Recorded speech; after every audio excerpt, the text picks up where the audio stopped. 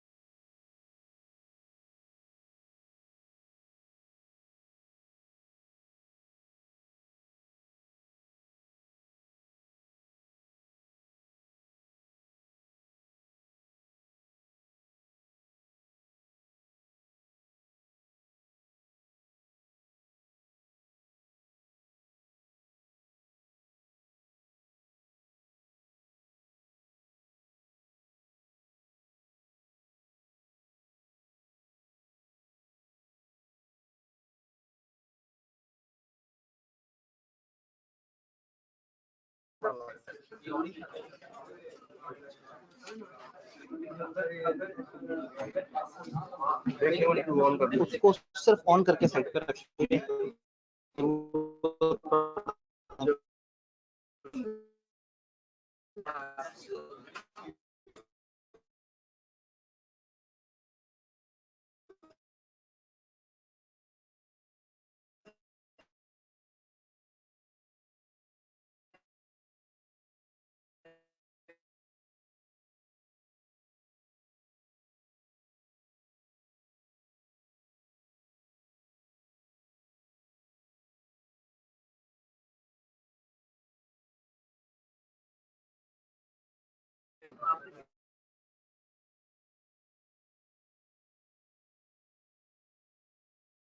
जी online में आवाज, screen और कैमरा तीनों चीजें क्लियर हैं? डन। इस ऑन किया हुआ है ना? ठीक।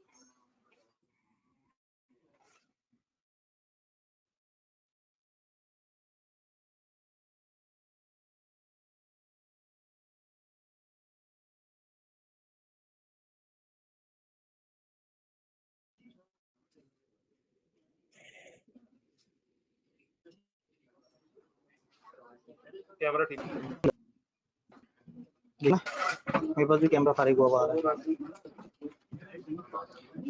जी कैमरा ठीक नहीं है, कैमरा दूसरे नेट से कनेक्ट हुआ है, अपनी डिवाइस को मैंने अपने मोबाइल से कनेक्ट किया हुआ है, आप नजर नहीं आ रहे, आप क्या करें? ये निकलते हुए जादू कर देते हैं कोई, नेट का होता है। चल रही थी, आईटी वालों को कहेंगे कि इस टाइम पे क्या होता है। टाइम चेंज कर लेते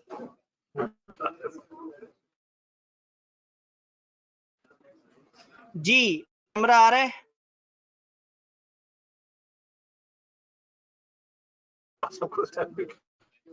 अभी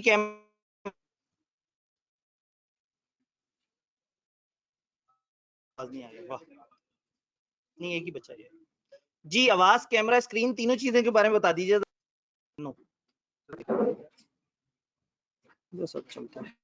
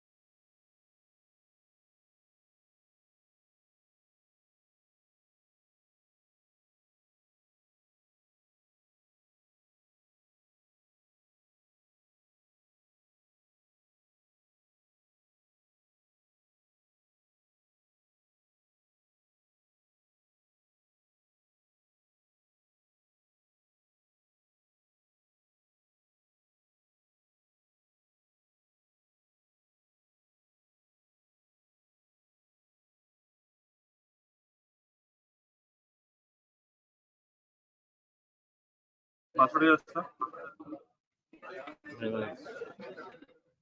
है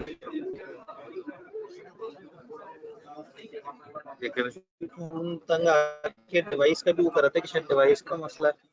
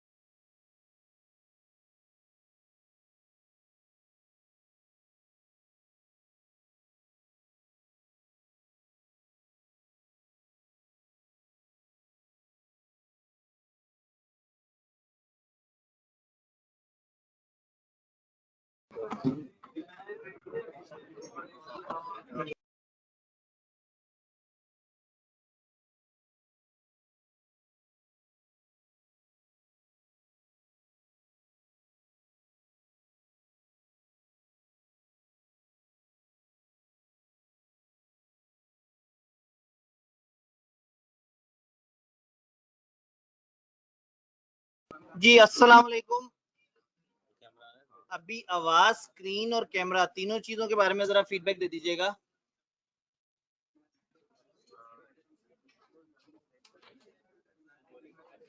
आवाज, स्क्रीन और कैमरा।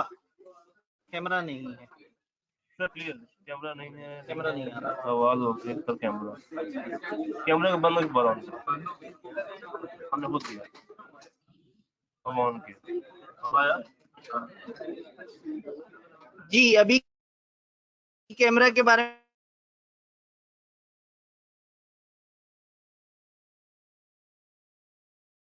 में फीडबैक दीजिएगा। कैमरा क्लियर है?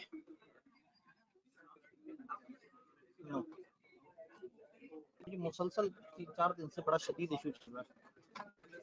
टूटी बच्ची हम कुछ ना कुछ क्लास कर रहे हैं, लेकिन आज बहुत ज्यादा इशू आ रहा है।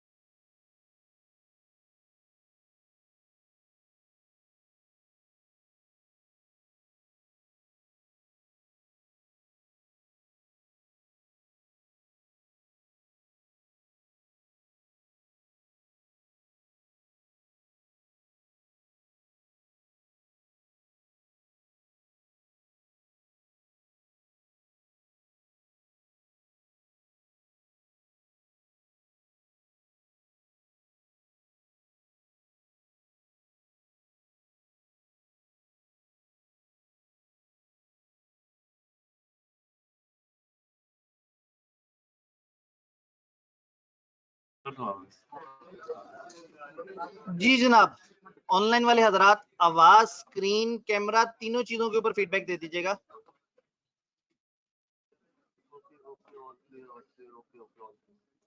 ठीक है, आज हमें एक चौथा इंटरनेट दिया गया है, शायद उसके बाद मसले हल हो जाए। हाँ नहीं वो ठीक है जी, अब अगर आता है तो फिर आपको बताते हैं जी। चलें ठीक है।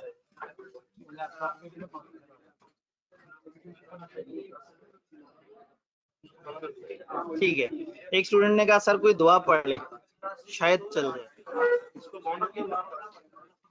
वो स्टैंड बाय पर रख लेते हैं, मतलब जरूरत पड़ने पर हम उस पे शिफ्ट हो जाए।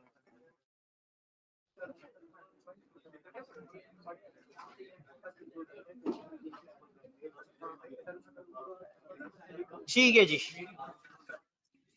तो मेहमान जो है वो कुछ दिन तक तो मुरवत से काम लेते हैं, लेकिन अब जो है वो फिर बहुत ज्यादा मसला हो गया था, तो इन्होंने हमें आज एक खुफिया इंटरनेट से कनेक्ट किया है। शायद ये खुफिया इंटरनेट सही चले, शायद ये वही इंटरनेट हो जो कि बुजुर्गों के पास भी होता हो, तो शायद हमें भी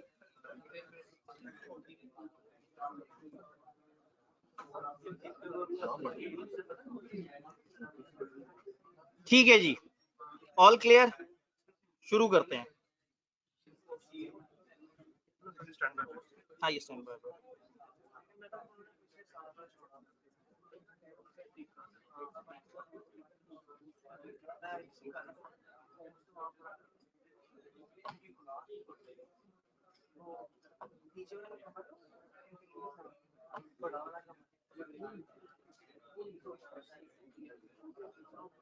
जी जनाब, फाइनली काफी टाइम गुजारने के बाद भी हमारे पास टाइम बच जाता है। वक्त में जो है ना ये बरकत इसी क्लास में आके ऐड होती है, वरना तो एक सवाल शुरू हो, सवाल खत्म होता है, लेक्चर खत्म हो जाता है। न्यूमेरिकल में कई दफा सवाल खत्म नहीं होता, लेक्चर खत्म हो जाता है। इधर जो मर्जी कर लें, जैसे मर्जी कर लें, मसले आ जाते हैं, आईटी के मसले पड़ जाते हैं, फलाना होता है, आवाज चली गई, नहीं खुदा के लिए ऐसा मत करें। ये इकराम भाई ने पहले भी ऐसे कहा था, सबको आवाज आ रही थी, ओके है सर, आ रही है। ये एक इकराम भाई हैं, ये रॉन्ग नंबर है, ये जो है ना इनको अक्सर आवाज नहीं आती।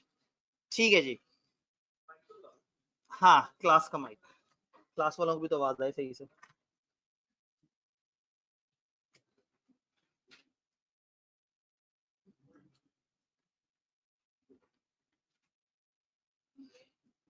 जी, तो कल हम लोगों ने एक राज से पर्दा उठाया कि मनी लॉन्ड्रिंग क्या होती है। वो जो आपके जहन में मनी लॉन्ड्रिंग थी, पैसे लेके गायब हो जाना, वो पैसों को जो है वो दूसरे मुल्क भेज देना, ये सब मनी लॉन्ड्रिंग नहीं थी। हाँ, हमने कहा था क्राइम से आए हुए पैसे को डील करना, क्राइम से आए हुए एसेट को डील करना, ये मनी लॉन्ड्रिंग है। और क्राइम को भी हमने कहा था कि क्राइम वो जो एक लिस्ट ऑफ क्राइम्स है उसमें से। सबसे पहले हमने पढ़ा था मनी लॉन्ड्रिंग की डेफिनेशन कि मनी लॉन्ड्रिंग है क्या। तो मनी लॉन्ड्रिंग चार में से किसी एक चीज को कहते हैं, जब एक बंदा एक्वायर करे, कन्वर्ट करे, ट्रांसफर करे, फलाना करे ऐसी चीज जो कि प्रोसीड ऑफ क्राइम हो। फिर हमने कहा था कि अगर एक बंदा ओरिजिनल नेचर उसकी छुपा ले, उसका पर्पस छुपा ले, उसका सोर्स छुपा ले, बताए ना कि ये पैसे कहां से आए हैं, और उसके पास कोई जस्टिफिकेशन भी ना हो ऐसे पैसे की जो कि असल में आया क्राइम से। तीसरा हमने कहा था वो बंदा जो किसी दूसरे के बिहाफ पे ऐसी कोई चीज रखता है अपने पास, ये जानते हुए कि वो प्रोसीड ऑफ क्राइम है। और चौथा हमने कहा था जो भी सपोर्ट करेगा, पार्टिसिपेट करेगा इस प्रोसेस में, किसी भी किस्म का साथ देगा जिसको भी, तो ये सब के सब कहलाएंगे कि ये लोग मनी लॉन्ड्रिंग कर रहे हैं। सबसे पहले हम लोगों ने मनी लॉन्ड्रिंग के ऊपर ये बात की थी। फिर प्रोसीड ऑफ क्राइम के ऊपर मैंने एक ट्यूटर नोट दिया था, किताब ने नहीं बताया हुआ, मतलब आईकेप की किताब ने नहीं बताया। प्रोसीड ऑफ क्राइम था प्रेडिकेट ऑफेंस या फॉरेन सीरियस ऑफेंस में से कोई एक। प्रेडिकेट ऑफेंस का क्या मतलब है, इस एक्ट के एंड पे एक स्केड्यूल दिया हुआ है, स्केड्यूल 1, उसमें कोई 200 प्लस इश्यूज दिए हुए हैं, अलग अलग लॉस के रेफरेंस दिए हैं, फलाना लॉ का फलाना सेक्शन, फलाना लॉ का फलाना सेक्शन, फलाना लॉ का फलाना सेक्शन, और उन सबको डिफाइन कर दिया कि दीज आर द ऑफेंसेस, इनसे अगर कोई एसेट आया होगा तो वो कहलाएगा मनी लॉन्ड्रिंग वाला। तो जब भी वो जुर्म किया जाए जो कि प्रेडिकेट ऑफेंस की लिस्ट में है, स्केड्यूल 1 की लिस्ट में है, तो हम कहेंगे कि ये प्रोसीड ऑफ क्राइम है, उससे आने वाला पैसा। अगर मुल्क से बाहर उनमें से कुछ जुर्म किया जाए, भाई पाकिस्तान में तो दफा 302 लग रही है, दफा 420 लग रही है, दफा फलाना लग रही है, दूसरे मुल्क में तो वो सेक्शन नहीं है। तो हम कहते हैं अगर दूसरे मुल्क में वैसा ही ऑफेंस किया जाए जैसा पाकिस्तान में स्केड्यूल्स में था, तो हम उसको भी मनी लॉन्ड्रिंग कहेंगे। तो पाकिस्तानी बंदा बाहर जाके कोई वो जुर्म करे जो पाकिस्तान में जुर्म डिफाइंड है, या पाकिस्तान में जुर्म करे वो वाला जो कि एक लिस्ट में डिफाइंड है, उन जराइम से आने वाला पैसा जिसने रखा, जिसने डील किया, जिसको भी पता था, जिसने सपोर्ट किया, हर वो शख्स जिसको पता था या पता होना चाहिए था, वो सब के सब हम कहेंगे कि उन्होंने मनी लॉन्ड्रिंग की है। पता था, पता होना चाहिए था, ये कैसे साबित होगा? कानूनी शहादत ऑर्डिनेंस के मुताबिक। जो कानूनी शहादत का जो रूल्स हैं, जो गवर्नमेंट अपने कोर्ट्स में फॉलो करती है, वो फॉलो होंगे। हमने बैठ के पेपर में नहीं सोचना कि इस बंदे पे दफा सादिर हो रही है या नहीं हो रही। फिर हमने एक और बात की थी कि अगर वो जुर्म जिसकी वजह से मनी लॉन्ड्रिंग को हम कह रहे हैं, वो जुर्म पे अभी तक भले सजा ना सुनाई गई हो, लेकिन अगर हमारी मनी लॉन्ड्रिंग वाले ऑफिसर्स ये तय कर लें कि हाँ भाई इस बंदे ने किडनैपिंग करके पैसा तवान में लिया था और अब इस पैसे से इसने गाड़ी खरीद ली और ये गाड़ी के साथ ऐसा कर रहा है, तो हम ये कहेंगे ये गाड़ी मनी लॉन्ड्रिंग से आई है। तो अगर वो किडनैपिंग का केस अभी तक अदालत में किसी साबित नहीं हुआ, जबकि इन ऑफिसर्स ने अपने यहाँ साबित कर दिया है, तो हमारे लिए ये बहुत है। हम अदालत के फैसले का इंतजार नहीं करेंगे। अगर उसका इंतजार किया फिर तो कुछ भी नहीं होने वाला। तो मनी लॉन्ड्रिंग की अदालत भी जरा थोड़ा सा हायर लेवल पे होती है, इनके ऑफिसर्स अलग होते हैं। इसमें गवर्नमेंट का एक अलग डिपार्टमेंट बना हुआ होता है, इसमें एक नेशनल काउंसिल होती है, हमारे सिलेबस में नहीं है। गवर्नमेंट के मिनिस्टर्स की एक काउंसिल होती है, वो मौजूद होती है। उनके नीचे एक पूरा डिपार्टमेंट होता है जो उसको देख रहा होता है। फिर एक इदारा है FMU, फाइनेंशियल मॉनिटरिंग यूनिट। ये स्टेट बैंक को के लेवल पे काम कर रहा होता है और ये मनी लॉन्ड्रिंग के सारे इंस्टांसेस को देख रहा होता है, लेकिन ये सब हमारे सिलेबस में नहीं है। बताने का मकसद है कि गवर्नमेंट इस पे इतनी सीरियस है कि कुछ ऐसे डिपार्टमेंट बने हुए हैं जो कि स्टेट बैंक लेवल की पावर के डिपार्टमेंट्स हैं या गवर्नमेंट लेवल के हैं, अभी आते हैं। तो ये मनी लॉन्ड्रिंग का हमने पहले ऑफेंस पे बात की। फिर इसके बाद हम आगे गए और हमने कहा कि इस पे पनिशमेंट क्या होगी। पनिशमेंट क्या होगी कि अगर एक इंसान है उस पे मनी लॉन्ड्रिंग साबित हो जाती है मनी लॉन्ड्रिंग के कवानीन के तहत, तो उसको 25 मिलियन तक का फाइन हो सकता है। कम से कम 1 साल की कैद बामुशक्कत होगी, जो कि 10 साल तक जा सकती है। और ऐसे में फिर हमने कहा जी, जो प्रॉपर्टी इन्वॉल्व है, जो शेयर्स इन्वॉल्व है, जो पैसा इन्वॉल्व है, जो भी चीज इन्वॉल्व है, वो जब्त कर ली जाएगी। अगर कंपनी इन्वॉल्व है कोई, अगर एक कंपनी है और साबित हो गया कि कंपनी ने मनी लॉन्ड्रिंग की है, तो पहले तो कंपनी को 100 मिलियन फाइन होगा बहैसियत कंपनी। फिर मनी लॉन्ड्रिंग के ऑफिसर्स के पास ये राइट आ जाएगा कि उस कंपनी की किसी भी ऑफिसर की जांच पड़ताल करना चाहें, कर सकते हैं, बंदा इनकार नहीं करेगा उन्हें। और फिर जिस बंदे पे साबित हो जाए कि वो मुजरिम है, तो उसको इंडिविजुअली वो सारी सजाएं होंगी जो ऊपर वाली लिस्ट में हमने पढ़ी हैं। तो कंपनी को बहैसियत कंपनी 100 मिलियन जुर्माना होगा और कंपनी के ऑफिसर्स, डायरेक्टर्स और वो सारे लोग जो कि मुलव्विस पाए जाएंगे, उनको चेक करने का हमारे पास इख्तियार आ गया कानूनन। अगर एक कंपनी ने मनी लॉन्ड्रिंग की है तो वी हैव द राइट कि हम उसके किसी भी एम्प्लॉय से इन्वेस्टिगेशन कर सकते हैं। और जब इन्वेस्टिगेशन करें और उधर जुर्म साबित हो जाए, तो वो बंदे को वही फाइन पेनल्टीज होंगे जो ऊपर हमने 25 मिलियन और 1 से 10 साल की कैद का जिक्र किया है। ये हम लोगों ने डिस्कशन की। अब इसमें हमने कहा कि मनी लॉन्ड्रिंग में जो सबसे ज्यादा इन्वॉल्व होते हैं दैट इज फाइनेंशियल इंस्टीट्यूशन। और फिर हम लोगों ने एक छोटी सी डेफिनेशन देखी थी फाइनेंशियल इंस्टीट्यूशन, छोटी सी प्यारी सी डेफिनेशन, जिस डेफिनेशन में मोटी मोटी बातें आपको मैंने बताने की कोशिश की थी, लेकिन स्टिल इसको हमने क्रैम करना है। दे डोंट एक्सपेक्ट कि इनमें से एक एक लफ्ज के बारे में, for example future trading, future trading एक पूरी डायमेंशन है।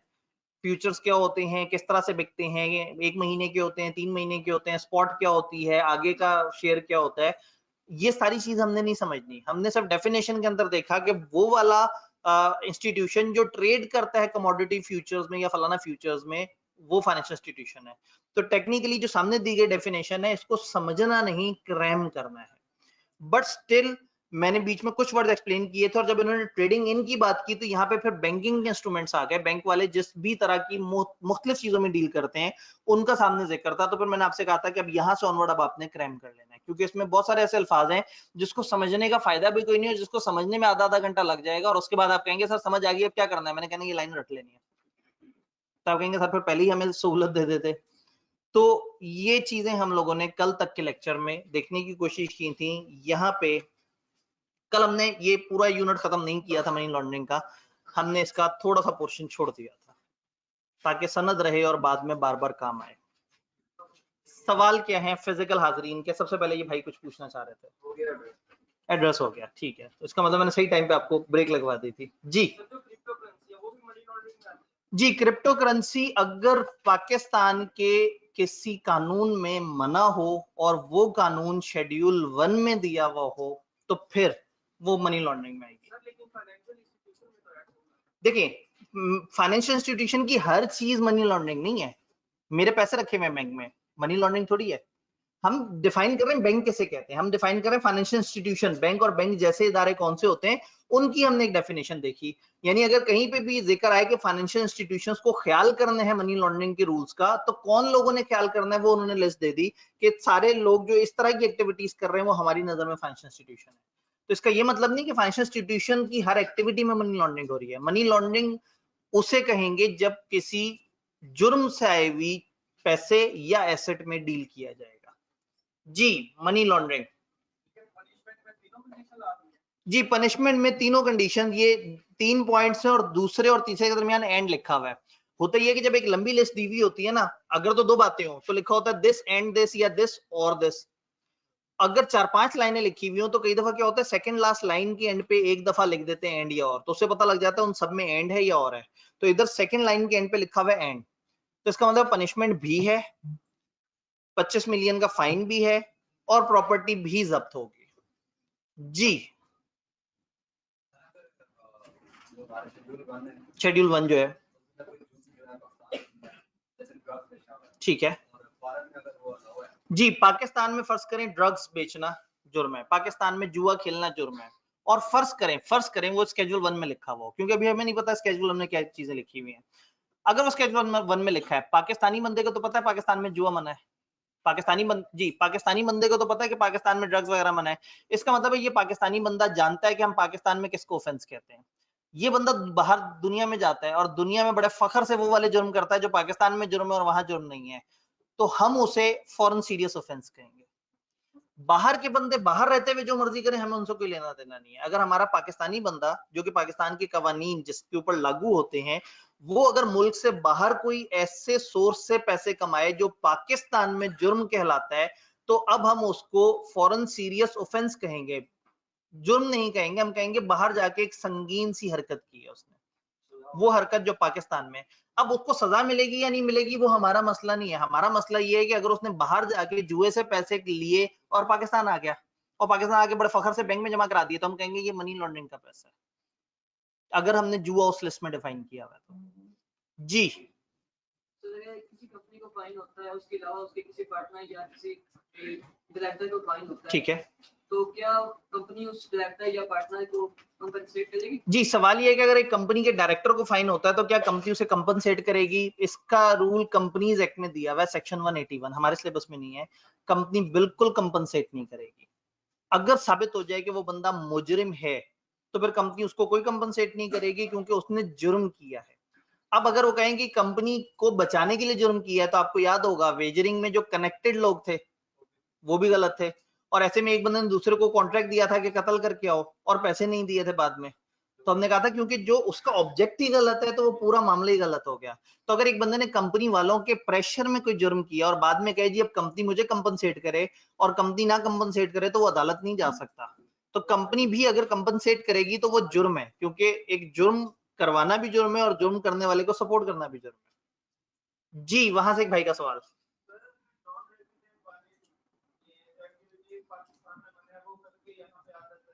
जी, इस वक्त हम पाकिस्तानी बंदों की बात कर रहे थे।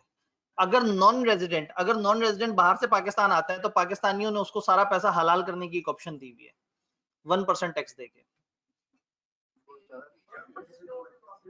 1%। वो ये कहते हैं, असल में बात ये है कि 2 बातें हैं। एक तरफ ये कि हम कह रहे हैं कि गलत सोर्सेज से कमाया हुआ पैसा नहीं आना चाहिए पाकिस्तान में, अच्छी बात नहीं है। दूसरी तरफ हम चाहते हैं कि फॉरेन रिजर्व्स पाकिस्तान में आए, बहुत अच्छी बात है। जब हम दोनों को कंपेयर करते हैं तो फिर सोचते हैं कि कौन सी नीड ज्यादा बड़ी है, तो ज्यादा बड़ी नीड ये है कि बाहर का पैसा पाकिस्तान आ जाए। ये ऐसे ही है जैसे एमनेस्टी स्कीम आती है कि हम गलत लोगों को सपोर्ट नहीं करना चाहते, लेकिन हमारे पास पैसे भी नहीं है मुल्क चलाने के लिए, तो फिर हम कहते हैं अच्छा चलो गलत लोग थोड़े से सही हो जाओ, हमें पैसे दे दो।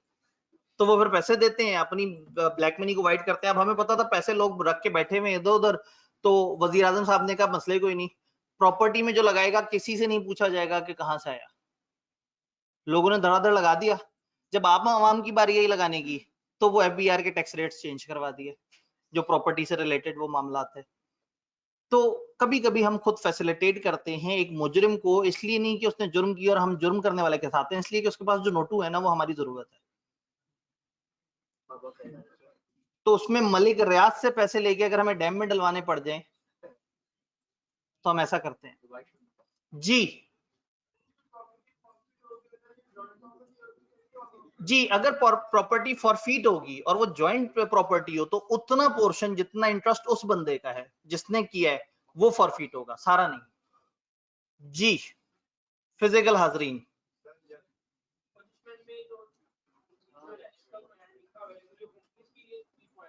जी जी देखें, कंपनी में 3 पॉइंट नहीं है, कंपनी में पॉइंट एक ही है, 100 मिलियन।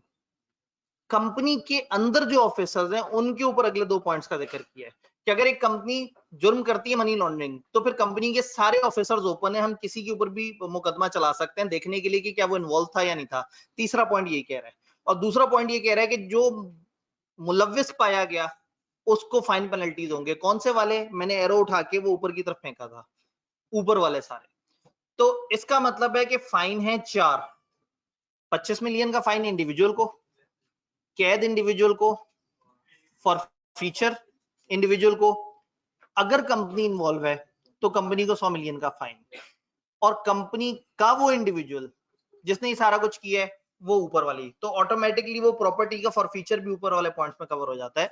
तो यूं समझें कि इन केस ऑफ कंपनी एक एडिशनल पेनल्टी आ जाएगी कि कंपनी नामी इंसान को भी 100 मिलियन का फाइन हो जाएगा। जी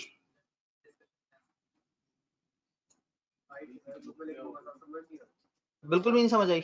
ये आप उस दिन बता रहे हैं जिस दिन इतनी सनसनियां पहले ही हमारी हो चुकी हुई हैं, सनसनीखेजी। अब आपने कब बताना है?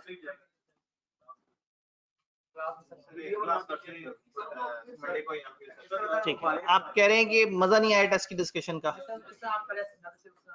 उस तरह से नहीं, स्क्रीन के साथ समझ आना चाहिए था। चलें, अब असल में आज ऑलरेडी जितना शोर शराबा हो चुका है, देखते हैं कल कुछ टाइम निकलता है तो। सैटरडे वाले दिन असल में पहले ही इतनी खिचड़ी पक चुकी हुई है ना सैटरडे की, और अभी ये पता भी नहीं, हो सकता है सैटरडे से वैसे ही सिर्फ ऑनलाइन हो जाए, कोई पता नहीं, बहुत ज्यादा चांसेस लग रहे हैं। हाँ मतलब कुछ उन्होंने कोई फैसला करना है, उस फैसले में सबसे ज्यादा अच्छा फैसला उन्हें यही लगता है कि छुट्टी दे देते हैं, ये सबसे आसान हल होता है उनका। और टाइम भी वो है जो सर्दियों का है, जिसमें उनके पास एक लेजिटिमेट बहाना तैयार खड़ा हुआ है, सर्दी की छुट्टी। वो तो उनकी मर्जी है ना, हो सकता है 15 जनवरी से एक्सटेंड करके 30 जनवरी 31 जनवरी तक करते हैं। खैर वो एक अलग चक्कर है, लेकिन ठीक है, इस वाले इशू को, इसका मतलब है फिर कल अल्लाह करे आते साथ ही हमारा इंटरनेट भी हमें धोखा ना दे, बाकी चीजें भी सही चल रही हो, तो कल आती उसको डिस्कस कर लेंगे।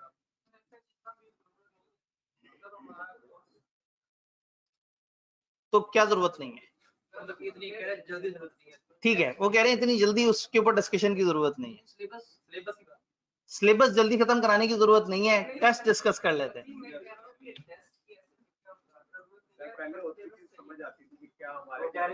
ठीक है, असल में पता है क्या बात ये है कि आपका वो मजा चला गया ना, टेस्ट दो या ना दो, सर ने तो उसको सामने ला के सारा डिस्कस कर ही देना है, तो उससे टेस्ट ना देने वाले भी बड़े मोटिवेटेड थे। अब हम कह रहे हैं कि सिर्फ वो लोग जिन्होंने टेस्ट दिए हैं उनको तबसरा सुनाई दे, इसकी वजह से भी थोड़ा सा अवाम में उलझन पाई जा रही है कि जी पहले तो अच्छा भला आराम से टेक लगा के देखते थे, सर ही टेस्ट खुद ही डिस्कस कर देते थे, तो टेस्ट पे भी हम टेक लगा देते थे, लो जी टेस्ट की वीडियो भी हमने देख ली, और जो घर बैठे हजरात हैं वो और खुश हो जाते थे कि चलो शुक्र है टेस्ट दे ना दे, डिस्कशन सारी हो जाती है, तो वो टेस्ट की एक्टिविटी तकरीबन फौत हो जाती थी। तो ऐसे में जो है ना वो एक दफा इसको एनालाइज करना जरूरी है। एक भाई तो सीरियस लग रहे हैं, लेकिन बाकी जितने भी लोग कह रहे हैं सर टेस्ट की क्लास में डिस्कशन कर ले, उनके चेहरे पे लिखा हुआ है कि उन्होंने टेस्ट नहीं दिया, लेकिन एक भाई बीच में सीरियस लग रहे हैं, उसके अलावा मुझे ज्यादातर लोग जो है ना वो नॉन सीरियस से नजर आए। ग्रुप में जल्दी रिप्लाई नहीं आता क्योंकि आप फिजिकल क्लास में मौजूद हैं, मतलब इधर इतने सवाल पूछने के बाद भी ग्रुप में सवाल पूछते हैं। हाँ, टेस्ट के ऊपर जो है ना आप जब करते हैं तो रिप्लाई नहीं आता, ठीक है, ये तो फिर हम लोकल इंतजामिया से इसके हर वक्त एडमिन ऑन नहीं रहता है जी, मसलो मसाइल चल रहे होते हैं, बच्चे को उल्टा सीधा शेयर तो नहीं कर देते कुछ? मैं असल में उस ग्रुप से दूर रहने की कोशिश करता हूँ ताकि जो है ना जी आपस में एक दूसरे से लड़ना शुरू कर देते हैं। ये तुमने गलत कहा, मेरा सवाल का जवाब ये था, तुम जाहिल आदमी हो, तुम निकल जाओ यहाँ से।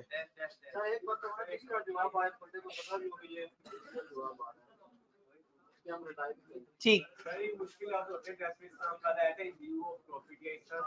बड़ा प्यारा सा लफ्ज है, इन ल्यू ऑफ की जगह। ये लफ्ज डालते डालते ना 15 दफा मैंने सोचा कि ये नहीं लिखूं, कुछ और लिखूं, लेकिन फिर मैंने सोचा अच्छा है, क्योंकि आईकैप में भी अचानक से एकदम से कोई डिफिकल्ट वर्ड आ जाता है, फिर अब आपने क्या करना है, आपने पूरे जुमले को बमुहावरा पढ़ के समझने की कोशिश करनी है। वो दोनों तरफ लग रहा था, तो यहाँ आपकी स्किल काम आनी थी कि आप उसको जवाब कैसे देते हैं। ठीक है, टेस्ट की डिस्कशन हम क्लास में कर लिया करेंगे, लेकिन अभी आज तो हमारे साथ जो सनसनीखेज हो चुका है मामला, देखते हैं टेस्ट की डिस्कशन अभी आगे, असल में वो भी आना है, मिड टर्म आना है, मिड टर्म की डिस्कशन भी जो है वो प्रॉपर तरीके से। मिड टर्म फिजिकल हो पाएगा या नहीं ये गवर्नमेंट पे डिपेंड करता है। हम लोगों ने फ्राइडे सोचा हुआ मिड टर्म के लिए, ये नहीं अगला फ्राइडे, ताकि आप लोगों को कम से कम एक हफ्ता बीच में ऐसा मिल जाए जिसमें आप तैयार कर सकें। इधर वापस आते हैं, आप लोग गलत टाइम पे, जब पहले इतने मसले गलत इश्यूज छेड़ दिए। ई रॉन्ग नंबर है, 1:12 हो गए हैं, अब मेरे पास सिर्फ और सिर्फ जो है वो 33 मिनट बचे हैं। जी फिजिकल के सवाल खत्म हुए कि नहीं हुए? एक बंदे पे कत्ल का इल्जाम था, ठीक है, ठीक है, कोई बात नहीं, वो छोटी अदालत थी, ये बड़ी अदालत है, सही है, बिल्कुल जेन्युइन है, वो यही तो कहना चाह रहे हैं। ये जो आखिरी पॉइंट है उसमें यही कह रहे हैं कि भाईजान उधर सजा मिले ना मिले, कोई देखे ना देखे, शबीर तो देख रहा है, तो उन्होंने कहा भाई उधर अदालत से छूट जाओ। ये यहाँ बड़े लेवल की अदालत होती है, यहाँ बड़े लेवल की कैबिनेट बैठती है, और यहाँ पे ये डायरेक्ट विफाकी गवर्नमेंट के अंडर आता है। ये जो मनी लॉन्ड्रिंग का मामला है, मैंने कहा ना कि जिसको कहीं से जो पकड़ा ना जा रहा हो, मनी लॉन्ड्रिंग में ले आते हैं उसे, कि यहाँ पे तो वो पकड़ा ही जाएगा किसी ना किसी तरीके से, क्योंकि मनी लॉन्ड्रिंग बड़ा वास्ट कॉन्सेप्ट है। जी इन्होंने कहा कोई छोटा सा भी केस, पहली बात है हम मनी लॉन्ड्रिंग का लॉ पूरा नहीं पढ़ रहे, लिमिट्स डिफाइन होती हैं, जैसे नैप के अंदर एक लिमिट डिफाइन होती है कि इतने करोड़ से ऊपर का केस नैप में जाएगा, उससे नीचे का नहीं जाएगा, और सियासतदान अक्सर कोशिश करते रहते हैं, कहते हैं छोटी लिमिट है इसको बड़ा कर दें, कहते हैं 1 अरब कर दें, 2 अरब कर दें, 50 करोड़ तो कर ही लेता है बंदा करप्शन। तो कहने का मतलब है कि ये इन सब में लिमिट्स डिफाइन होती है, हर ऑफेंस पे उतनी लंबी चौड़ी बातचीत नहीं होती, हर आम आदमी को उस तरह से नहीं पकड़ते, कुछ लिमिट्स डिफाइन होती हैं, लेकिन हमारे सिलेबस ने सिर्फ हमें बताया मनी लॉन्ड्रिंग क्या होती है, क्योंकि हर जमाने में आप लोगों का यही मामला रहा है कि जो लॉ है उस पर ध्यान नहीं देते, उसके इर्द गिर्द सारा ध्यान दे देते हैं, लेकिन जो याद करने वाली चीज होती है, वो जो दरमियान में असल लॉ है, वो गायब कर देते हैं। वापस इधर आते हैं, फिजिकल क्लास में से कोई जेन्युइन सवाल?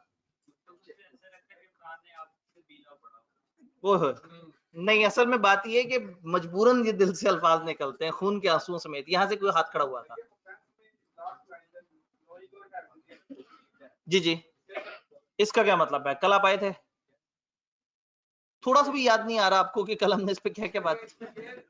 ठीक है, नोइंग जो जानता हो, हैविंग रीजंस टू बिलीव कि हमें लगता हो कि उसे पता होना चाहिए। मतलब अगर फॉर एग्जांपल एक शख्स को गवर्नमेंट वाले कहें कि तुम्हारी बीवी के अकाउंट में 3 करोड़ जो है ये कहां से आए, वो अगर ना करें ये कब आए मुझे भी नहीं पता लगा, अब थोड़ा सोच के बताएं, क्या ऐसा लग रहा है कि उसे नहीं पता होगा? हालांकि भाई देखिए ना, बीवी का अकाउंट अलग है, उसमें पैसे अलग से जमा हुए, उसकी बैंक स्टेटमेंट बीवी के पास ईमेल पे आती है। इस बंदे को अगर हम सामने सामने से देखें तो पता नहीं है, लेकिन इसे पता होना चाहिए।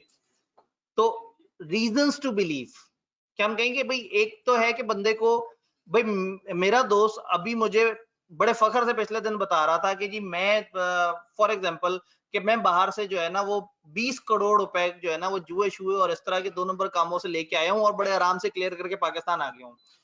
मैंने कहा अच्छा यार तुमने अच्छा नहीं किया, फर्ज करें अगले दिन उसने मुझे कहा यार मैंने 18 करोड़ तुम्हारे बैंक में जमा कराने करा दूं। इस दिन वो उसने मुझे नहीं बताया कि 18 करोड़ कहां से आया है, तो मुझे तो नहीं पता 18 करोड़ कहां से आया है, but I have reasons to believe कि 18 करोड़ कहां से आया है। समझ आया? तो नोइंग का मतलब है आपको एक्चुअल में बताओ, और रीजंस टू बिलीव का मतलब है कि हालातों वाकयात से बड़े आराम से साबित हो सकता हो कि इस बंदे को पता होगा। इसको ऑट टू हैव नोन भी कहते हैं, कि ऐसा समझा जाएगा कि इसको तो ये पता होना चाहिए, और नहीं पता अजीब बात, मतलब वही बात है जिस शोहर को यही पता ही ना हो कि उसकी बीवी के अकाउंट में 3 करोड़ पड़ा है, उसको तो मतलब उसकी तो इंसानियत भी दांव पे लग गई ना, किस किस्म का इंसान है वो। हाँ, उसको तो डबल चपेट मारनी चाहिए कि मतलब तुम्हें इतना ही नहीं पता तो तुम्हें तो मतलब जीने के ही हक नहीं है। जी, सामने के जनवन सवाल खत्म हो गए, अल्लाह करे यहाँ पे कुछ। सर गवर्नमेंट की मर्जी है पकड़े या ना पकड़े। जी बिल्कुल, इन लॉज में ये बड़ी सहूलत है कि गवर्नमेंट को थोड़ा सा राइट मिल जाता है कि वो किस तरफ चली जाए। सर ट्यूटर नोट के बाद 2 पॉइंट समझाते हैं। जी बिल्कुल, इन 2 पॉइंट्स को मैंने भी थोड़ी देर पहले बताया कि पहली चीज कि नॉलेज थी या नहीं थी, या नॉलेज होनी चाहिए थी या नहीं होनी चाहिए थी, ये साबित हमने नहीं करना, ये अदालत का जो कानूनी शहादत वाला वो है सिलसिला, उसके तहत साबित की जाएगी। तो ये लाइन अगेन हमें पढ़ के उड़ा देनी चाहिए, क्योंकि हमें नहीं पता कानून शहादत ऑर्डिनेंस क्या है, वो क्या रूल्स बताता है, कि बस ये है कि ये नोइंग वाला मसला हम अपने ऊपर नहीं छोड़ते। जैसे हम कॉन्ट्रैक्ट एक्ट में कहते थे ना अदालत देखेगी, तो इधर हम कहेंगे कानून शहादत देखेगा, जो कानून शहादत में लिखा होगा उसके मुताबिक होगा। और दूसरी लाइन में हमने ये बात की थी, हमने पहले भी जिक्र किया था कि अगर एक बंदे ने मनी लॉन्ड्रिंग की है, जो जिस ऑफेंस पे मैं उसे कह रहा हूं कि उसने मनी लॉन्ड्रिंग की है, उस ऑफेंस पे उसको सजा मिली या नहीं मिली, इररिलेवेंट है। अगर मनी लॉन्ड्रिंग में साबित हो गया कि उसने मनी लॉन्ड्रिंग की है, तो यहां उसे सजा मिल जाएगी। जी अगेन मतलब ये वाला पॉइंट थोड़ा सा फिर भी काम का है, ऊपर वाले पॉइंट को क्रॉस लगाया जा सकता है, जो पहला वाला पॉइंट है। अच्छा जी Sir, when scenario is given, so will it be clear that it is money laundering as we are not told all crimes? जी बिल्कुल अहम सवाल है कि अगर सिनेरियो आएगा पेपर में तो कहीं ऐसा तो नहीं होगा कि अचानक से एक जुर्म लिख दें सामने और कह दें हाँ भाई बताओ, क्योंकि हमें नहीं पता कि वो कौन से जुर्म है जो प्रोसीड ऑफ क्राइम। भाई प्रोसीड ऑफ क्राइम भी वर्ड मैंने समझाने के लिए आपको एक्स्ट्रा डिटेल बताई, तो आपसे सिर्फ ये कहा जाएगा कि क्राइम से आया हुआ पैसा। तो अगर पेपर में कुछ जुर्म बताएं वो, तो आप कहें if this is a proceeds of crime, तो फिर ये मनी लॉन्ड्रिंग है। और अगर ये प्रोसीड ऑफ क्राइम नहीं है तो मनी लॉन्ड्रिंग नहीं है। तो हमारे स्कोप में वो चीज नहीं आएगी जो हमारी किताब में नहीं है।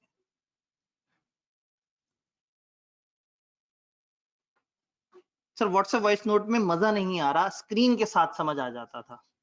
ठीक है, इसका मतलब उसका फॉर्मेट थोड़ा सा चेंज करके देखें।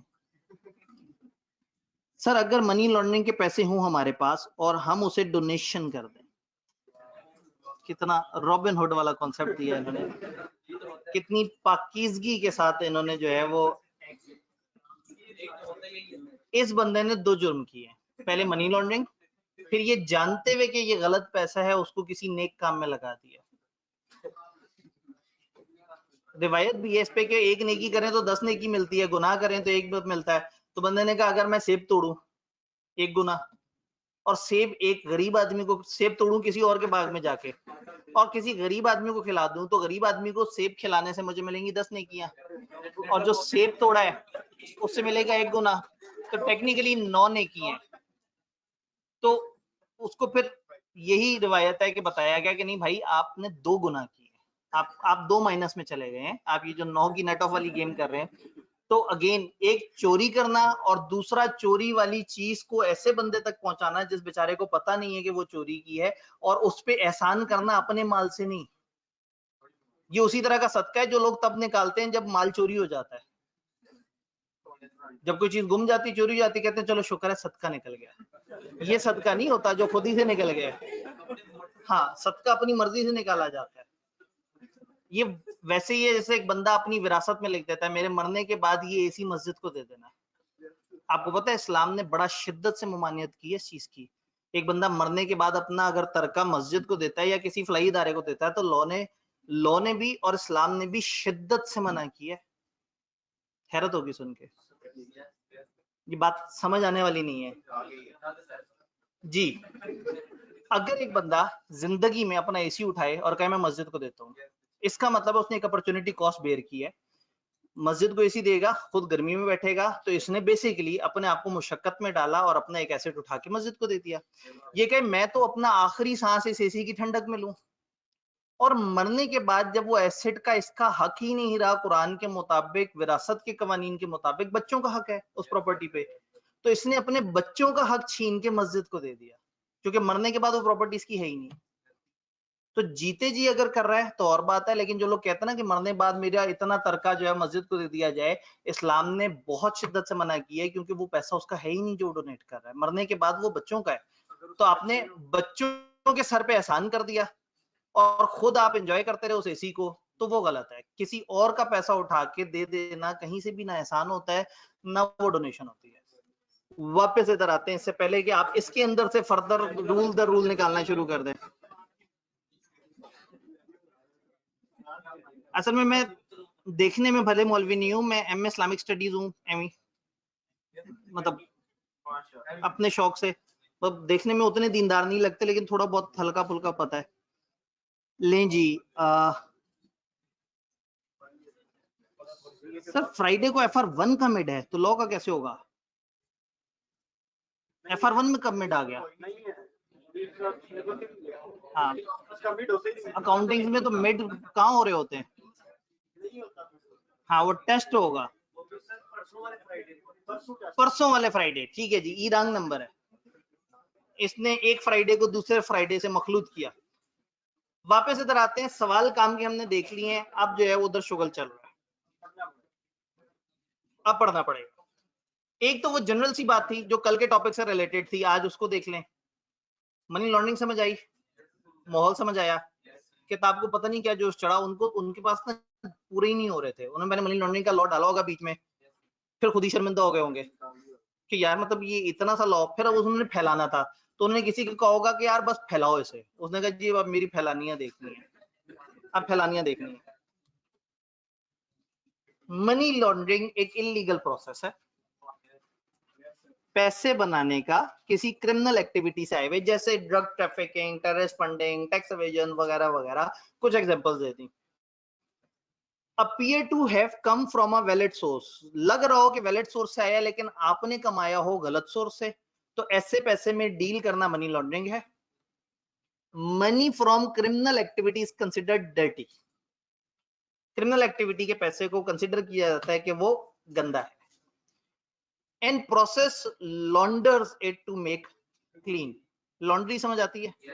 लॉन्ड्री गंदे कपड़ों को साफ कर देती है, तो ये गंदे वाले पैसे को लॉन्डर कर देते हैं, साफ कर देते हैं, उसपे परफ्यूम शर्फ्यूम लगा देते हैं, खूबसूरत बना देते हैं। Anti-money laundering laws are rules for businesses, institutions, and even countries to eliminate money laundering and terrorist financing activities.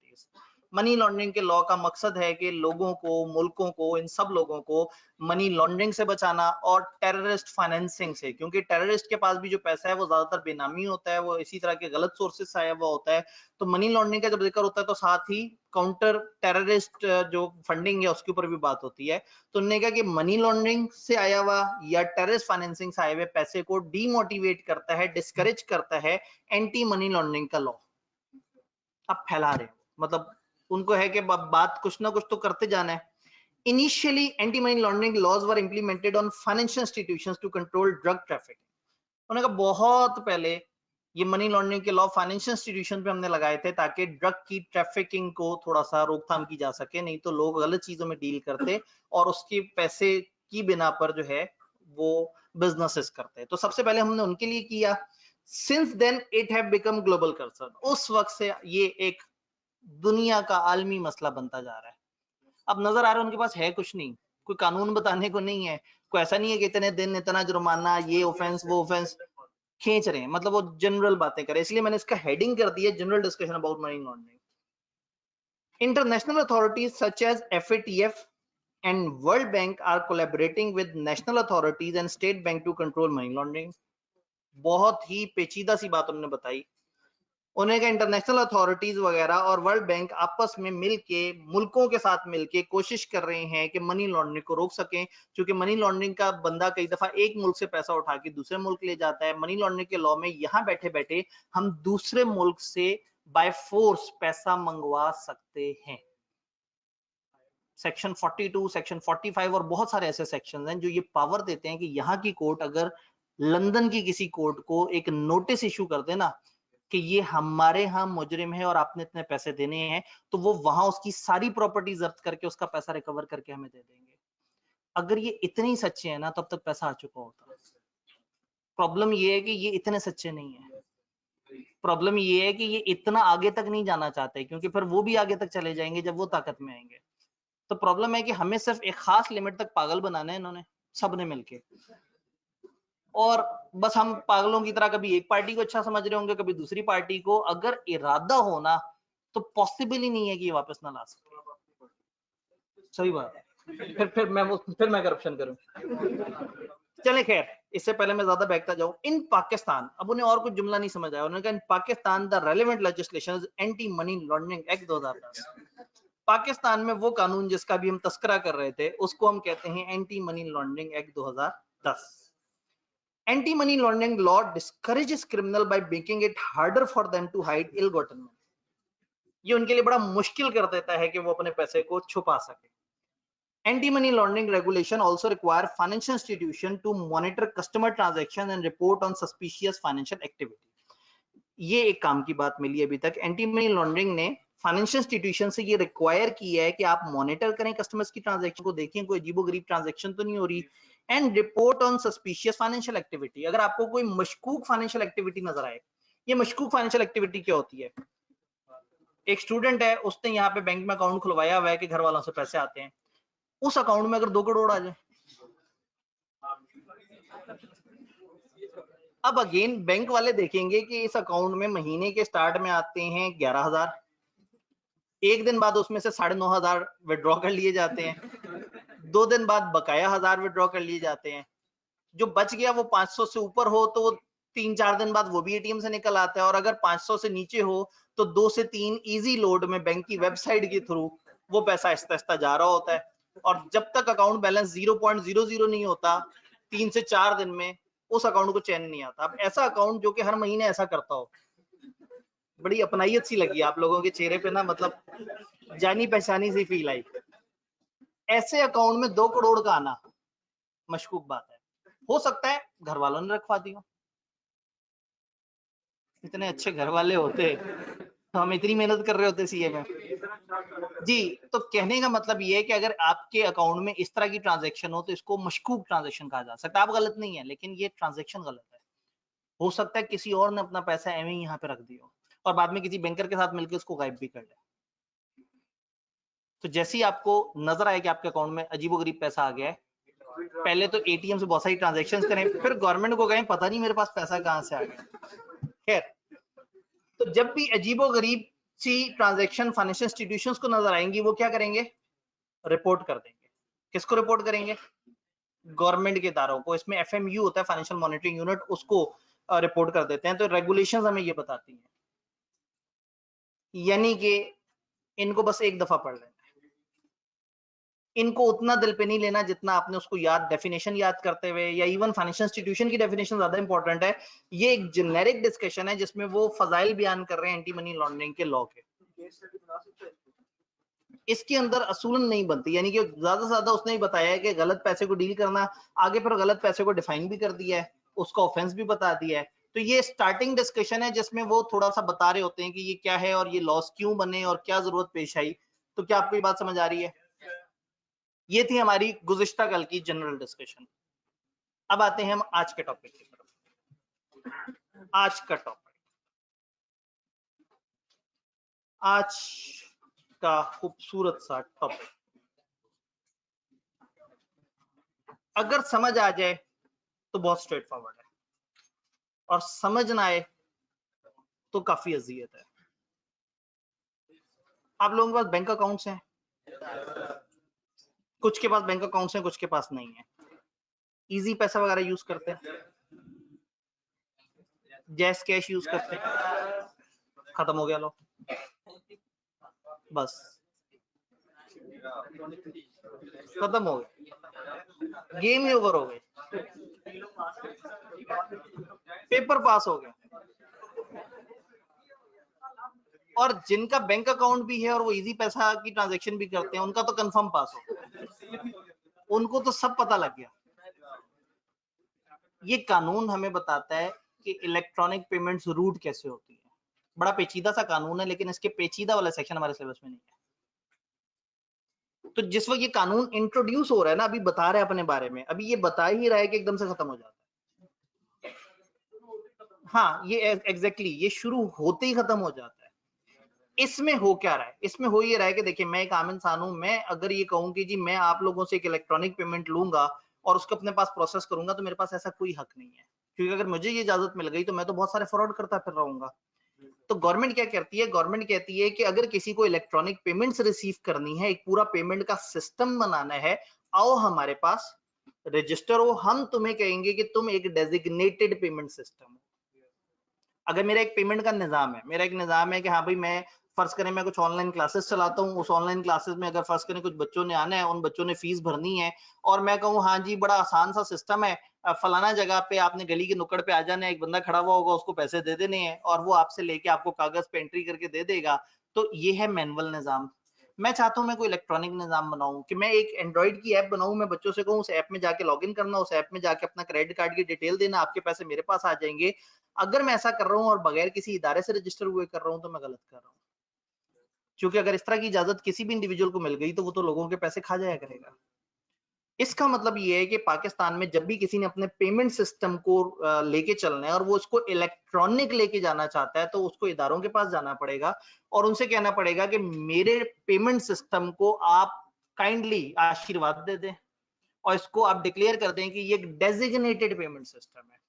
तो अगर इजी पैसा वालों ने गवर्नमेंट से अप्रूवल करवा ली कि उनका पेमेंट का सिस्टम एक डेजिग्नेटेड पेमेंट सिस्टम है, तो इसका मतलब है कि अब उनके थ्रू जो ट्रांजैक्शन हो रही हैं वो लेजिटिमेट है। अब वो ट्रांजैक्शन करते कैसे हैं, कौन से प्रोटोकॉल्स इस्तेमाल करते हैं, क्या एहतियातें करनी होती हैं, इस कानून में है, लेकिन हमें नहीं पता और ना हमारे सिलेबस में। तो हमारे सिलेबस में क्या है? हमारे सिलेबस में है इलेक्ट्रॉनिक पेमेंट क्या होती है, इलेक्ट्रॉनिक फंड ट्रांसफर क्या होता है, इलेक्ट्रॉनिक की ट्रांजैक्शन क्या होती है। तो अगर कभी भी एटीएम से ट्रांजैक्शन निकले, मोबाइल की ऐप से ट्रांजैक्शन निकले, व्हाट्सएप में कोई ऐसी इंटीग्रेशन हो, किसी वेबसाइट पे ऐसा कोई मामला हो, जब भी आपके पैसे इलेक्ट्रॉनिकली एक जगह से दूसरी जगह ट्रांसफर हो जाएं, तो ये इलेक्ट्रॉनिक ट्रांसफर है। इसमें कई दफा डेबिट होता है, कई दफा क्रेडिट होता है, कई दफा एटीएम इन्वॉल्व होता है, कई दफा वेबसाइट इन्वॉल्व होती है, कई दफा एक चिप इन्वॉल्व होती है, कई दफा बायोमेट्रिक इन्वॉल्व होता है। देयर आर मल्टीपल वेज जिसके थ्रू एक बंदा मुख्तलिफ जगह पे ऑथराइज करके एक जगह से दूसरी जगह पैसे ट्रांसफर कर सकता है। बात समझ आई? सिर्फ इस लॉ में कुछ डेफिनेशंस हैं जो बताती हैं और फिर पेमेंट सिस्टम और डेजिग्नेटेड पेमेंट सिस्टम के बारे में वो बताते हैं। अगर इजी पैसा वाले, देखिए टेलीनॉर के नाम से क्यों नहीं हो रही है ट्रांजैक्शन? क्योंकि Telenor is not a designated payment system. जैस के नाम से या वारिद के नाम से नहीं हो रही है, जैस कैश, मोबी कैश, इस तरह से अलग अलग वेंचर्स हैं। तो फिर क्या करना पड़ेगा? किसी ने भी अगर एक पेमेंट सिस्टम को कहना है कि ये एक डेजिग्नेटेड पेमेंट सिस्टम है, एक जेन्युइन पेमेंट सिस्टम जिसमें लोग वो पेमेंट कर सकते हैं, तो वो गवर्नमेंट के यहाँ प्रॉपर तरीके से रजिस्टर होगा, गवर्नमेंट कुछ रूल्स बनाएगी, और अगर किसी जगह इसने वो रूल तोड़े तो गवर्नमेंट इसका वो रैंक खत्म भी कर सकती है। बात समझ आई? तो अगर आपको ये थोड़ा थोड़ा सा पता है कि अगर मैं एटीएम से जाके ट्रांजैक्शन करता हूं तो वो पैसे कहां से निकल आते हैं, ऐसा नहीं है कि उस वक्त तार से जो है वो आपके बैंक के पास गए, वो पैसे लपेट के तार में गए, तार से दोबारा एटीएम में आए और एटीएम से दोबारा फ्रेश होकर बाहर निकला, ऐसा नहीं है। ये इलेक्ट्रॉनिक हुआ है सारा कुछ। मैं अगर यहाँ बैठे बैठे अपना मोबाइल खोल के यहाँ से एक पेमेंट करूं तो शायद किसी और जगह पे, किसी और शहर में बैठे हुए एक बंदे को फौरन से पैसे पहुंच जाए, जबकि पैसे मेरे बैंक के पास पड़े हुए हैं। मेरा बैंक और उसका बैंक आपस में डेबिट क्रेडिट की एंट्री रिकॉर्ड कर लेंगे। मैंने इधर से ऑथराइज किया, क्लिक किया, तो मेरे बैंक ने कह दिया जी मुबारक को आपके 2 लाख रुपए माइनस हो गए, और दूसरे बंदे को मैसेज आया मुबारक को आपके पास 2 लाख रुपए आ गए। ना मेरे बैंक ने 2 लाख दिए ना उसके बैंक ने 2 लाख लिए, लेकिन इन्होंने आपस में डेबिट क्रेडिट करके एक दूसरे को रिसीवेबल पेबल रिकॉर्ड कर लिया। और अब तक रिसीवेबल पेबल और डेबिट क्रेडिट का कॉन्सेप्ट तो आप लोगों को FR1 में क्लियर है।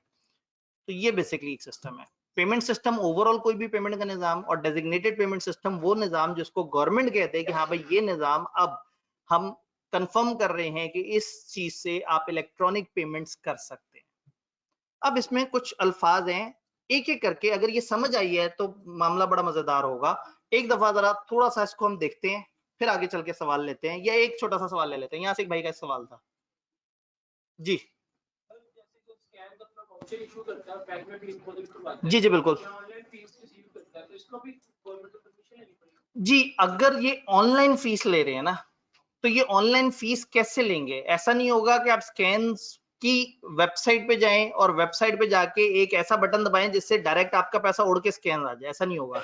दरमियान में एक डेजिग्नेटेड पेमेंट सिस्टम होगा, दरमियान में कोई ना कोई एक ट्रांजैक्शन चलेगी, कोई बीच में बैंक इन्वॉल्व हुआ होगा जिससे इन्होंने पोर्टल लिया होगा कि आपका पोर्टल हमारे पास।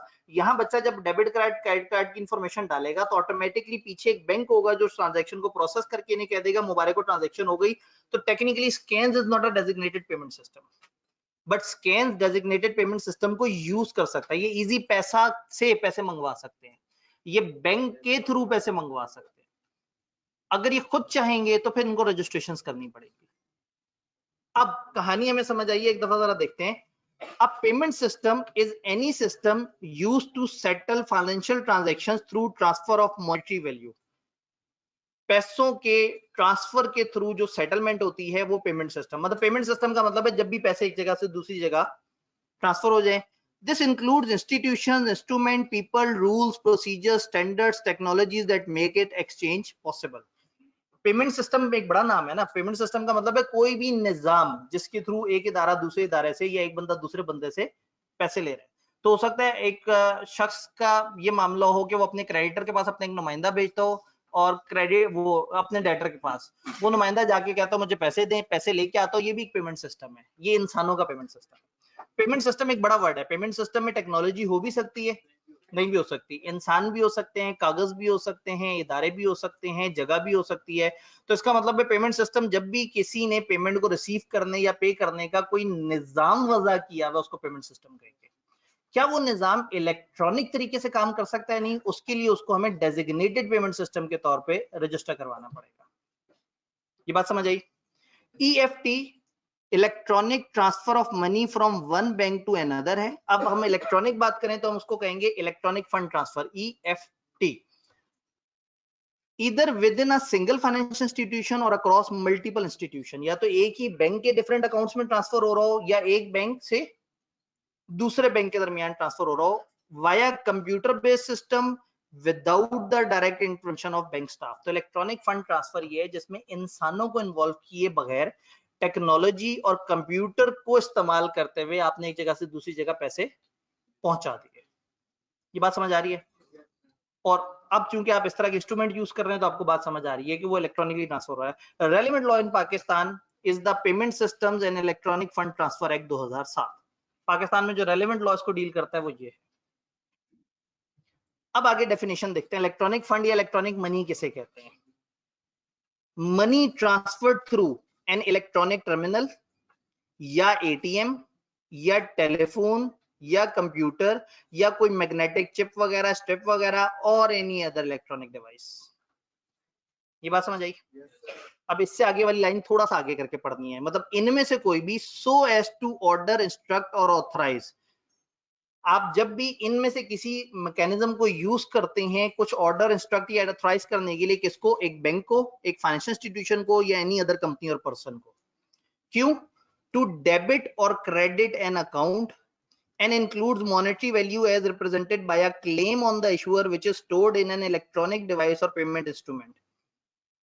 क्या आप ये कह रहे हैं कि हाँ भाई इतने पैसे स्कैन में आपने पेमेंट भरने लगे, उन्होंने कहा जी 2 सब्जेक्ट हैं आपके 30,000 रुपए आ गए इधर, तो ये 30,000 रुपए आपने अगर भरने हैं तो उसके लिए फलाना आप अपना ये कार्ड नंबर वगैरह डालें तो आपकी पेमेंट हो जाएगी। तो बेसिकली ये जो डेबिट या क्रेडिट हो रहा है ये किसी ना किसी क्लेम के अगेंस्ट हो रहा है। आपने पैसे ऑनलाइन मंगवाए, आपने ऑनलाइन शॉपिंग की और ऑनलाइन में उन्होंने कहा हाँ जी आप अपने कार्ड का नंबर दे दें। आपको पता है ये जो आपके पास डेबिट कार्ड है इससे भी ऑनलाइन शॉपिंग हो जाती है। और ये debit card point of sale devices वो जो वहां पे नहीं रखी हुई होती हैं, जैसे वो उसको स्वाइप करते हैं तो ये वहां पे भी चल जाते हैं। तो अगर आप गौर से देखिए, उन्होंने कार्ड यूं स्वाइप किया और आपके किसी और जगह रखे हुए बैंक से इनके किसी और जगह वाले बैंक में पैसे चले गए। तो ये जो हरकत हुई है, इसके लिए एक मीडियम चाहिए, वो मीडियम ऊपर डिफाइंड है। इलेक्ट्रॉनिक टर्मिनल हो, एटीएम हो, टेलीफोन हो, कंप्यूटर हो, कोई मैग्नेटिक तरीका हो या कोई भी इलेक्ट्रॉनिक डिवाइस हो, जिससे आप इनको कह रहे हैं कि आपने पेमेंट करनी है। बैंक को, फाइनेंशियल इंस्टीट्यूशन को या कोई भी और कंपनी जो इस किस्म की काम करती है, क्या कह रहे हैं? ये नीचे वाली बात आप कह रहे हैं डेबिट कर दो या क्रेडिट कर दो एक अमाउंट जो कि इस क्लेम पे है, issued on receipt of fund of an amount not less in value than the monetary value issued accepted as means of payment by undertakings other than the issuer. जितने पैसे की ट्रांजैक्शन हुई है उतने ही पैसे को, ऐसा ना हो कि आपने ट्रांजैक्शन की और आगे कम पैसे जाएं तो हम कहें कि लो जी इलेक्ट्रॉनिक फंड ट्रांसफर हो गया। जितना आपने ऑथराइज किया और जितना आपके पास अवेलेबल था, अगर उतना ही दूसरी तरफ गया है तो ये एक इलेक्ट्रॉनिक फंड है। Include electronically store of monetary value on an electronic device that may be used for making payments। हो सकता है आपने कोई ऐप यूज की हुई हो, उस ऐप में आपने पहले से पैसे रखवाए हुए हो। फॉर एग्जांपल आपने इजी पैसा के अंदर कुछ पैसे पहले से रखवाए हुए हैं, जैस कैश के अंदर, जैस वॉलेट के अंदर या जो भी इस तरह की चीज है, आपने उसमें पैसे रखवाए हुए हैं। आप दुकानदार के पास जाते हैं, आप कहते हैं ये चीज खरीदनी है, वो कहते हैं पैसे, आप कहते हैं जी वो आप अपने ऐप में ये नंबर डाल दें, इस नंबर से आप इतने पैसे ले सकते हैं। आप वेबसाइट पे जाते हैं किसी, आप ऑनलाइन शॉपिंग करते हैं, उसके बाद वो कहते हैं पैसे, अब आपके पास बैंक अकाउंट नहीं है लेकिन जैस कैश है, तो आप क्या करते हैं, वहां उसकी डिटेल डालते हैं, वो उस डिटेल से आपके रखे हुए इलेक्ट्रॉनिक पैसे जो इलेक्ट्रॉनिक जगह पे पड़े हुए हैं उसको वहां से उठा के कहीं और ट्रांसफर कर देते हैं। इस चीज को कहते हैं इलेक्ट्रॉनिक फंड या इलेक्ट्रॉनिक मनी, कि किसी भी मीडियम पे पड़े हुए पैसे जो आपने किसी बैंक शैंक को कहा और उसने किसी और को ट्रांसफर करवा दिए, ये इलेक्ट्रॉनिक फंड या इलेक्ट्रॉनिक मनी है। ये सारी जद्दोजहद करने के बाद एक बात बता दूं, ये एक डेफिनेशन है जिसको याद करना है इसे याद करना, लेकिन मैं फिर भी समझाने की कोशिश कर रहा हूं कि आपको बात समझ आए। बात उतनी सी है, वही बात है, अगर आपको पता नहीं कार्ड्स कैसे काम करते हैं तो ये सारी वही बातें बार बार रिपीट हो रही है, सारी वही बातें। जी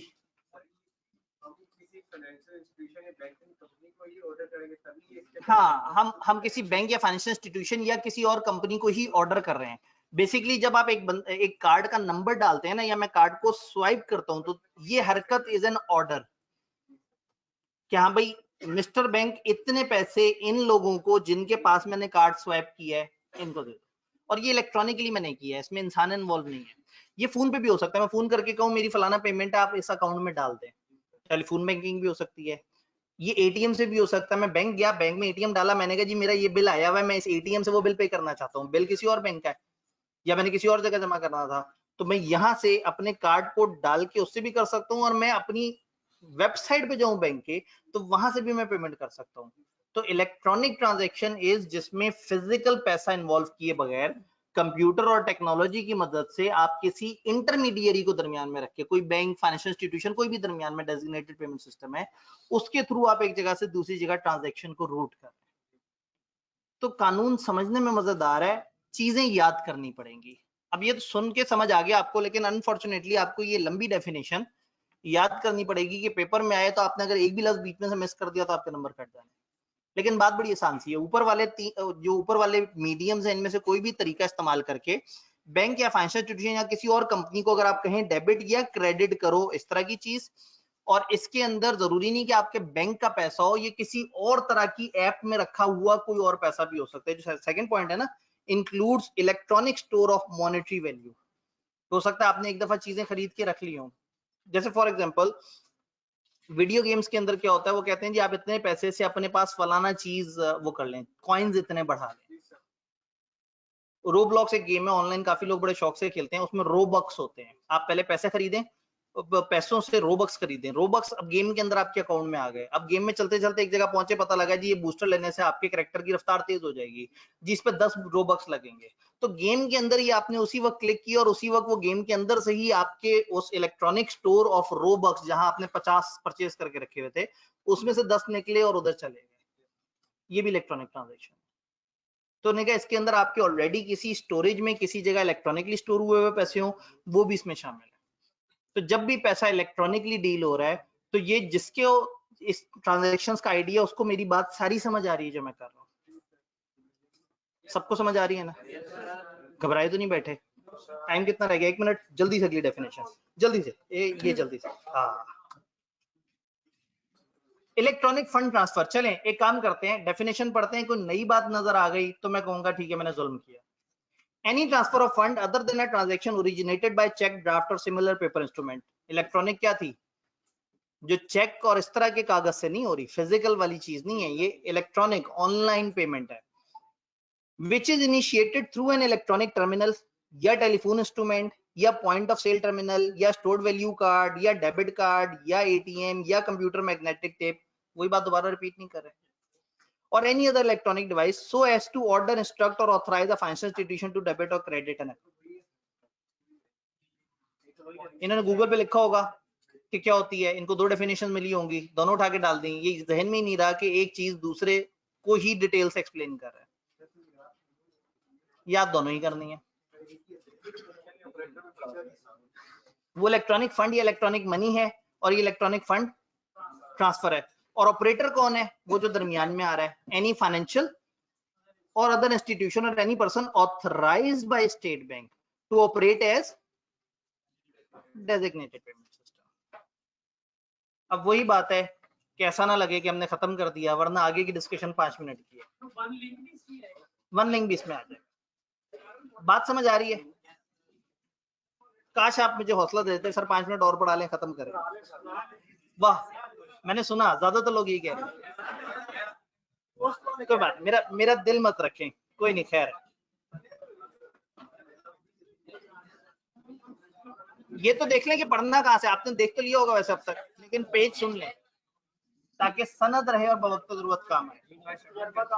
जी, पेज 91 आप लोगों ने पढ़ना है, और वो जो पीछे पेज था 89 पे शुरू में कुछ तबसरे थे वो देखने हैं।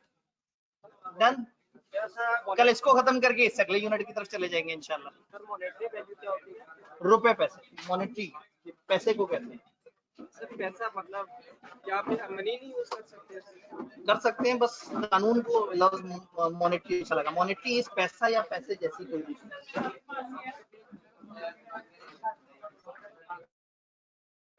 सर इसके